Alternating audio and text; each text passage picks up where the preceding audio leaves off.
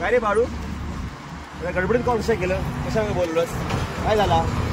हे बघ आता ही जमीन माका विकूची आहे, गाडीच्या पैशाची गरज आहे. तू बघ काय तो व्यवहार कर, तुझ्या काय मध्ये टक्केवारी घे बाबा. हे बघ जमीन विकून दे. अरे तुका मॅट झालंच काय? अरे हायवे लगत एवढी जमीन, कधी नव्हतं रस्ता एवढ्या वर्षांत झाला, लोक जमिनी तर विकत घेऊ बघतात. तुझा जमीन विकतस पडावलंस तू, काहीतरी हायवे लगत हॉटेल सुरू कर, तुका 4 पैसे मिळतील. असली जमीन काय विकतस? एवढ्या वेळी तुका कशा गरज पैसे लागली, झाला काय?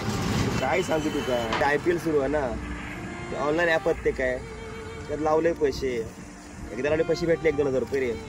रोजची सवय लागली आता. लाखो रुपयाला कर्ज झाला, आता मिळती पैसे लावत गेले. आता कर्ज फेडूचा अडचण, कसा फेडणार?